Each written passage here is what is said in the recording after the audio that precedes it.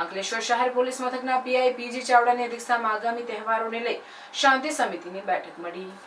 જગન્નાથ રથયાત્રા અને બકરી ઈદના તહેવારો શાંતિભર્યા વાતાવરણમાં સંપન્ન થાય તે માટે અંકલેશ્વર શહેર પોલીસ મથકના પીઆઈ પીજી ચાવડાની અધ્યક્ષતામાં આગામી તહેવારોને લઈ શાંતિ સમિતિની બેઠક મળી હતી, જેમાં વિવિધ મુદ્દે ચર્ચા વિચારણા કરવામાં આવી હતી। આ બેઠકમાં કોઈ પણ અનિચ્છનીય ઘટના કે સોશિયલ મીડિયામાં ખોટા મેસેજ વાયરલ કરતા પહેલા તેની ખરાઈ કરવા સાથે શાંતિપૂર્ણ માહોલમાં તહેવારોની ઉજવણી કરવામાં આવે તેવી અપીલ પોલીસ દ્વારા કરવામાં આવે છે।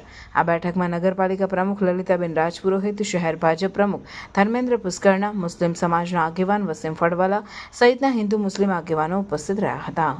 ચાવડા સાહેબની અધ્યક્ષતામાં શાંતિ સમિતિની બેઠક યોજાઈ હતી, જેમાં આવનાર તહેવારો બકરા ઈદ અને રથયાત્રા નિમિત્તે વિસ્તૃત ચર્ચાઓ થઈ હતી।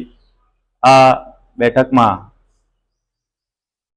આવનાર તહેવાર બકરી ઈદમાં જે પશુઓ હેરફેર કરવામાં આવે છે એ પશુઓને હેરફેર કરવા માટે પડતી અગવડો તેમજ આવનાર તહેવાર રથયાત્રા માટે પણ ચર્ચાઓ કરવામાં આવી હતી। જય હિન્દ।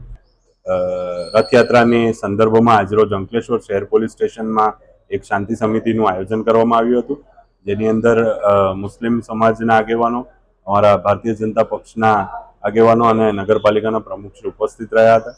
આ બેઠક અંકલેશ્વર શહેર પીઆઈ શ્રીની અધ્યક્ષસ્થાને યોજવામાં આવી હતી। આ બેઠકનો એક જ હેતુ હતો કે બંને તહેવારો ખૂબ શાંતિ અને હર્ષોલ્લાસથી ઉજવાય, જેની અંદર કોઈ અનિચ્છનીય ઘટના ના બને। સાથે સાથે હું ગામના લોકોને, યુવાનોને એક અપીલ કરું છું કે સોશિયલ મીડિયાના માધ્યમથી કોઈક અફવાઓ ફેલાવે નહીં, અને તમારી પાસે પણ કોઈ મેસેજ આવે છે તો એની બરાબર ચકાસણી કરી અને એને પોતાના આગેવાનોને જાણ કરે, પોલીસને જાણ કરે, અને કોઈ એવી કોઈ કૃત્ય કરે નહીં કે જેનાથી ગામની શાંતિ ભરાય। અસ્તુ।